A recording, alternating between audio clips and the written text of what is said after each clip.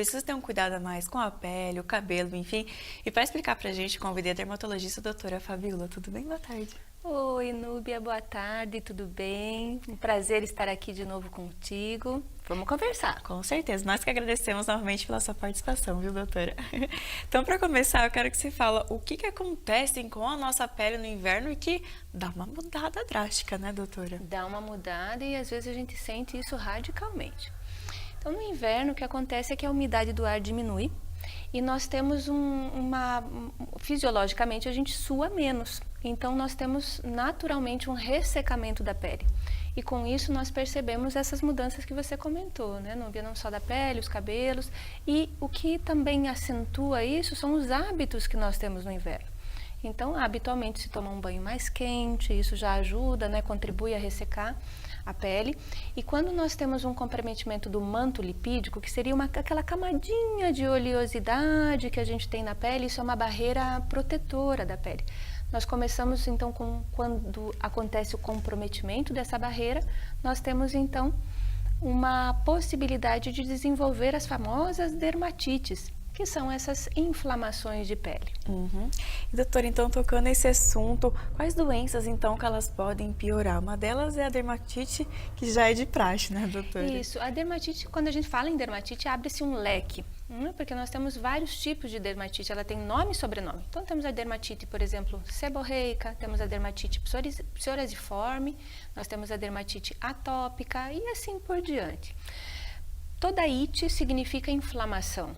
Então, dermatite é uma inflamação da pele, da derme. E aí nós temos, então, justamente essas doenças que são acentuadas nesse período por conta de toda essa situação que a gente já comentou. E até para passar essa diferença, para ficar mais fácil para quem nos acompanha também entender, doutora, sobre a diferença da dermatite seborreica e da atópica. Qual que são as diferenças? Núbia, são completamente diferentes. Então, a dermatite seborreica, já o nome já nos quer dizer sebo, produção de sebo, que seria a produção de oleosidade. A dermatite seborreica, ela acontece por um processo inflamatório em áreas que costumeiramente produzem mais oleosidade e tem a presença de pelos. Então, é muito comum que nós tenhamos dermatite seborreica ou a famosa ou popular seborreia, em couro cabeludo, em regiões do rosto que tem pelo ou cabelo, né? Então, regiões de sobrancelha, nos homens, área de barba e bigode, e nessa área pilosa, pilificada do tórax, axilas, nós também podemos ter a famosa dermatite seborreica. Ainda falando de dermatite seborreica, nós temos então algumas fases inflamatórias. Então, uma caspa, por exemplo, pode ser um sinal de dermatite seborreica. Assim como uma inflamação mais intensa, nós temos aparecimento de crosta, eritema, que seria aquele avermelhamento da área, uma coceira bastante intensa. Sempre é interessante que a pessoa, o paciente que sofre de dermatite seborreica tenha uma orientação do dermatologista. Pronto, dermatite atópica, né? Dermatite atópica é uma situação bastante complexa, é uma doença inflamatória crônica imunomediada, isso é, nós temos a participação da imunidade nesse processo todo, ela tem um componente genético, tem um componente epigenético, isso é a influência do meio nesse processo inflamatório. Habitualmente, inicia-se na infância e ela pode acompanhar a vida do indivíduo até o final.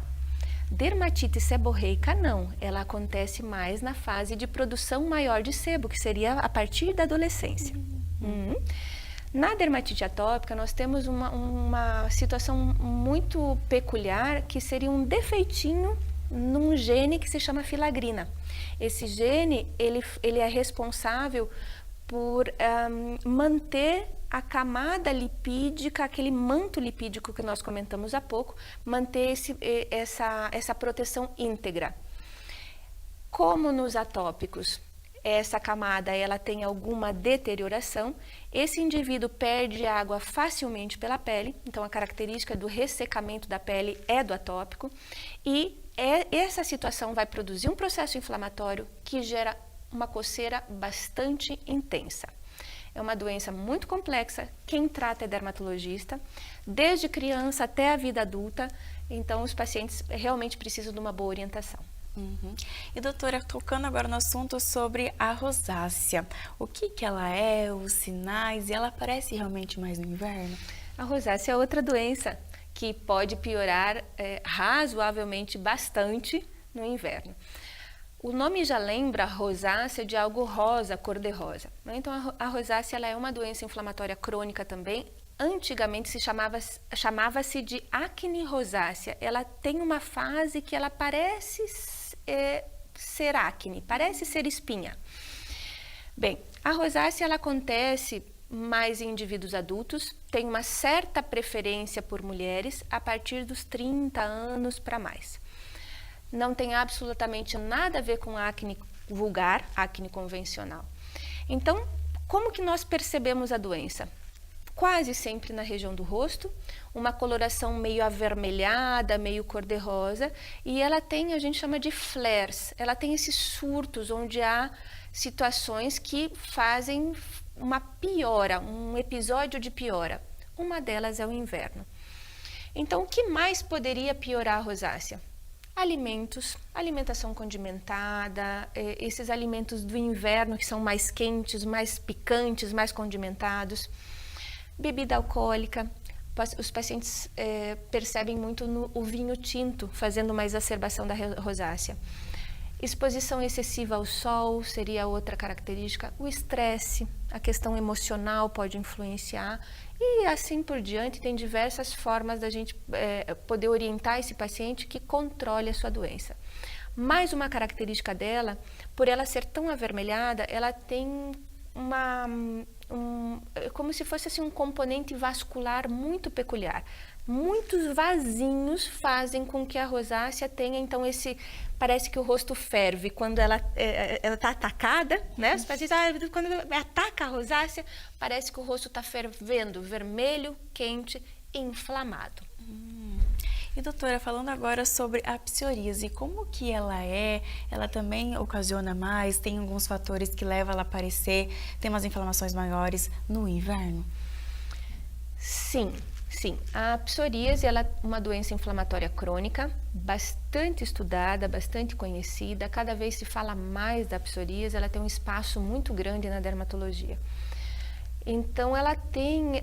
quais são as características principais? Placas, que são manchas grossas, avermelhadas, com uma casca, uma descamação, em alguns lugares mais característicos. A psoríase clássica ela é de cotovelos, joelhos, couro cabeludo e nádegas.